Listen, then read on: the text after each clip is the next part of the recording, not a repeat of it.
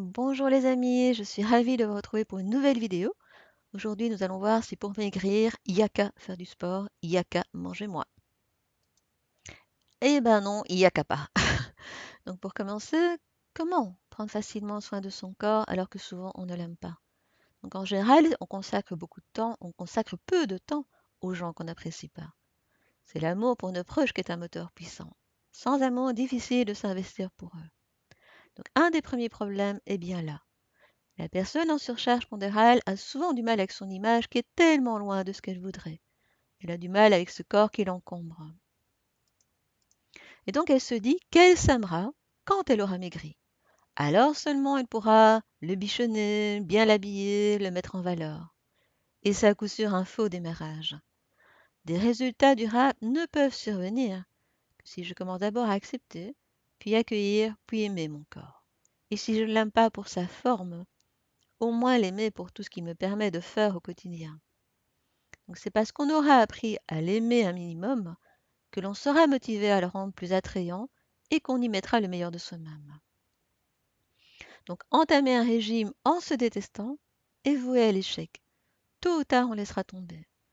Si nous apprenons d'abord à nous considérer avec respect, alors prendre soin de nous deviendra une évidence.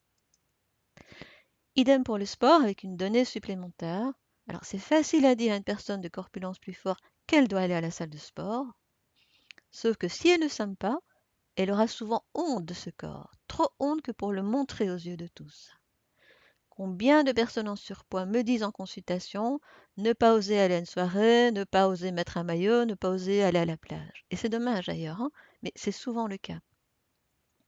Donc, outre un corps qu'on déteste, il va falloir en plus montrer que notre endurance et nos performances ne sont pas nécessairement au top.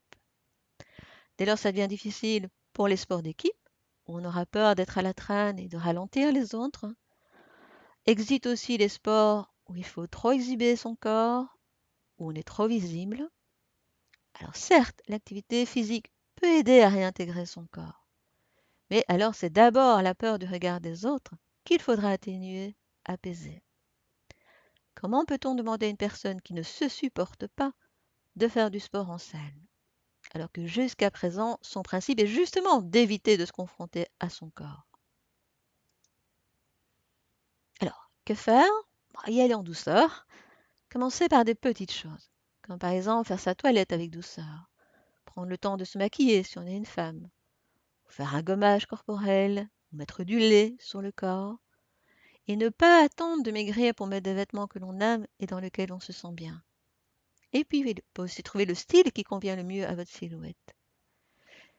Apprendre à repérer les choses que l'on aime dans son enveloppe corporelle. Il y a toujours bien une chose que vous aimez quand même. Et aussi, se regarder un peu plus souvent dans la glace et se parler avec douceur, d'abord habillé, puis nu.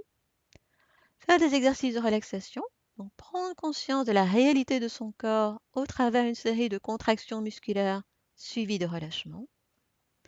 Marcher régulièrement ou prendre un peu plus souvent les escaliers, ce sont déjà de belles avancées. Donc s'imposer un sport intensif alors que le corps souffre est insensé et risqué. Car le comble de l'histoire, c'est que si on utilise l'exercice pour vraiment maigrir, il faut déjà y aller, les amis. Donc visez le sport d'abord pour être en forme, pour être dans une meilleure condition. Bien sûr, ça va accélérer un peu votre métabolisme, mais si c'est pour fondre, vous n'aurez pas assez de 10 heures semaine à une cadence infernale. Alors comment peut-on penser que la personne va trouver l'activité physique attrayante si elle ne fait que la confronter à un sentiment de douleur et de maladresse? Ce qui nous motive le plus dans la vie, c'est d'éviter la douleur et le déplaisir et de pouvoir imaginer le plaisir que l'on va retirer au changement. Donc si c'est déjà une épreuve de faire du sport et qu'in fine on perd peu, il ne faut pas avoir fait maths sup pour comprendre le découragement de certaines personnes et leur abandon. Donc essayez de trouver votre propre formule. Commencez par quelque chose de doux, de progressif. L'augmentation des dépenses se fera tranquillement. Trouvez votre propre formule et gardez le cap. Testez pas à pas ce qui vous convient le mieux. Si on vous dit de faire 100 pompes alors que vous n'en avez jamais fait, beaucoup de chances que vous abandonniez avant même de commencer. Par contre, si on vous propose d'en faire 3 pendant une semaine, puis 5, l'impression est tout de suite plus confortable. Évitez d'entrer dans le tout ou rien. Ces petits gestes quotidiens, même d'un quart d'heure, faits avec assiduité, vont doucement entamer le processus de réconciliation et entraîner une diminution des prises alimentaires. Donc en fait, tous ces petits autotraitements, une fois intégrés, permettront d'aller plus loin et de vous confronter davantage à des activités extérieures.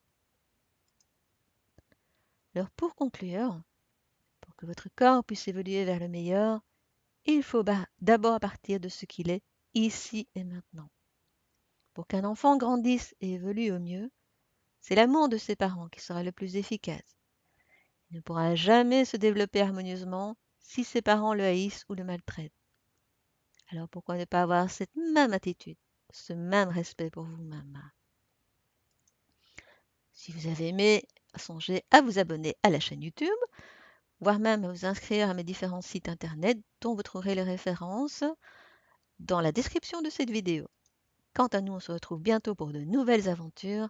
D'ici là, je vous souhaite de bien prendre soin de vous et de vous respecter à votre juste valeur. À bientôt!